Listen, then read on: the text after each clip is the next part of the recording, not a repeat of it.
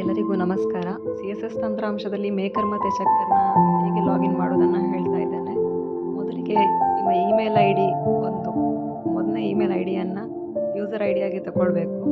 ಹಾಗೆಯೇ ಮೊದಲಿದ್ದು ಪಾಸ್ವರ್ಡ್ ಏನಾದರೂ ಇದ್ದರೆ ಅಥವಾ ನಿಮ್ಮ ರಿಜಿಸ್ಟರ್ಡ್ ಮೊಬೈಲ್ ನಂಬರ್ಗೆ ಅಥವಾ ಇಮೇಲ್ ಐ ಡಿಗೆ ಮೆಸೇಜ್ ಬಂದಿರುತ್ತೆ ಪಾಸ್ವರ್ಡ್, ಅದನ್ನು ಹಾಕಿಬಿಟ್ಟು ಅಲ್ಲಿ ಕೊಟ್ಟಿರುವಂಥ ಅಥೆಂಟಿಕೇಷನ್ನ ಹಾಕಿ ಲಾಗಿನ್ ಆಗಲಿಕ್ಕೆ ಟ್ರೈ ಮಾಡಬೇಕು.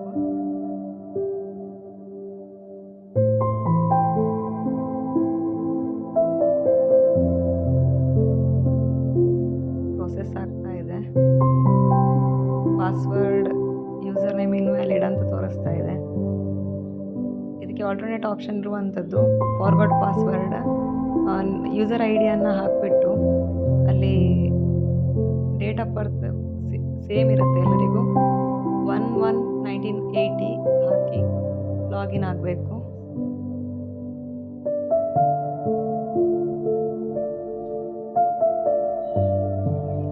ಮೇಕರ್ ಹಾಗೆಯೇ ಚೆಕ್ಕರ್ಗೆ ಎರಡು ಲಾಗಿನ್ಗೂ ಸೇಮ್ ಪ್ರೋಸೆಸ್ ಇರುತ್ತೆ, ಲಾಗಿನ್ ಪ್ರೋಸೆಸ್ ಸೇಮ್ ಆಗಿರುತ್ತೆ.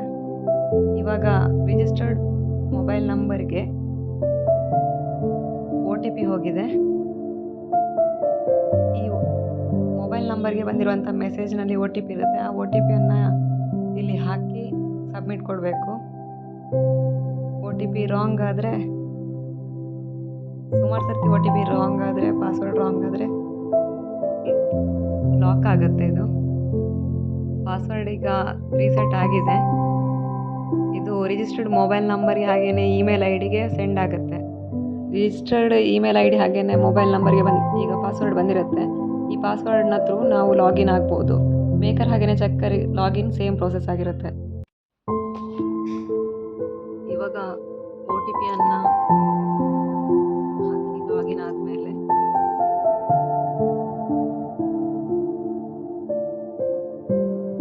ವ್ಯಾಲಿಡೇಟ್ OTP ಅಂತ ಕೊಡಬೇಕು. ಇಲ್ಲಿ ಇವಾಗ ನಮ್ಮ ರಿಜಿಸ್ಟರ್ಡ್ ಇಮೇಲ್ ಐ ಡಿ ಹಾಗೆಯೇ ರಿಜಿಸ್ಟರ್ಡ್ ಮೊಬೈಲ್ ನಂಬರಿಗೆ ಏನು ಪಾಸ್ವರ್ಡ್ ಬಂದಿದೆಯೋ ಅದನ್ನೇ ಸೇಮ್ ಹಾಕಬೇಕು. ಇಲ್ಲಿ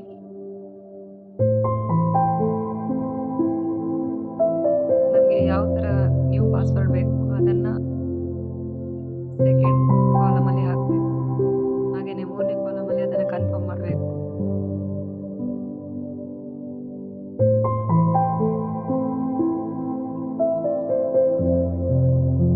ನಮಗೆ ಮೊದಲನೇ ಪಾಸ್ವರ್ಡ್ ಏನು ಬರುತ್ತೋ ಅದನ್ನು ಕರೆಕ್ಟಾಗಿ ಹಾಕಬೇಕು. ಸ್ಮಾಲ್ ಲೆಟರ್, ಬಿಗ್ ಲೆಟರ್ ಇರುತ್ತೆ.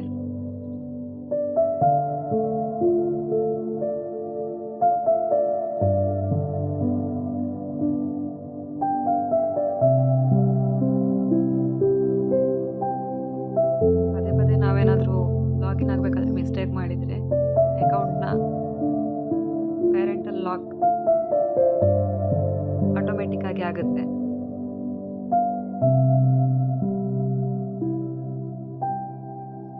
ಇವಾಗ ಪಾಸ್ವರ್ಡ್ ರೀಸೆಟ್ ಆಗಿದೆ, ನ್ಯೂ ಪಾಸ್ವರ್ಡ್ ಕ್ರಿಯೇಟ್ ಆಗಿದೆ.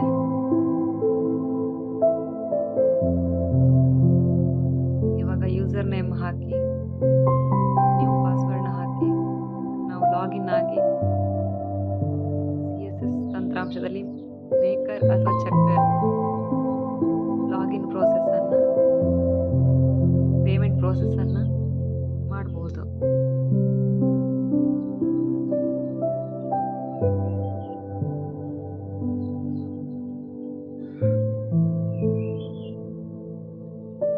ಪ್ರತಿ ಸರ್ತಿ ನಾವು ಲಾಗಿನ್ ಆಗಬೇಕಾದ್ರೆ OTP ಮೇಲ್ ಐ ಡಿಗೆ ಹಾಗೆಯೇ ಮೊಬೈಲ್ ನಂಬರಿಗೆ ಬರುತ್ತೆ. ಸೊ ಇಮೇಲ್ ಐ ಡಿ ಹಾಗೆಯೇ ಮೊಬೈಲ್ ನಂಬರ್ ಆ್ಯಕ್ಟಿವ್ ಇರುವಂಥದ್ದು ತುಂಬ ಅಗತ್ಯವಾಗಿದೆ.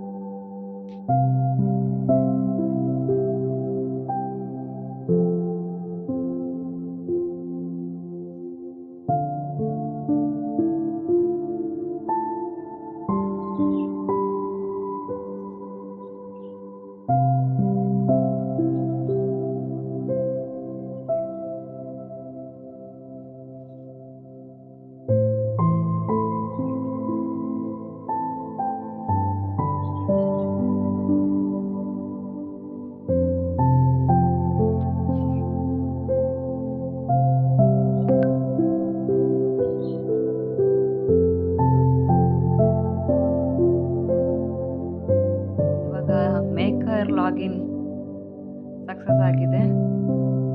ಲಾಗಿನ್ ಅಥಾರಿಟಿಯನ್ನ ಮೇಲೆ ನಾವು ಯೂಸರ್ ನೇಮ್ ಹತ್ರ ನೋಡ್ಬೋದು.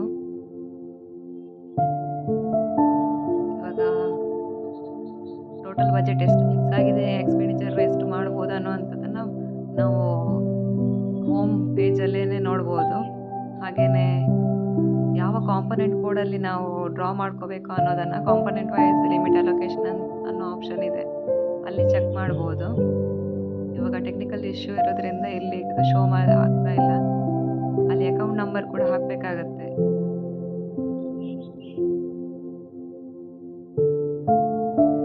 ಈ ರೀತಿಯಾಗಿ CSS ತಂತ್ರಾಂಶದಲ್ಲಿ ಚೆಕ್ಕರ್ ಹಾಗೇನೆ ಮೇಕರ್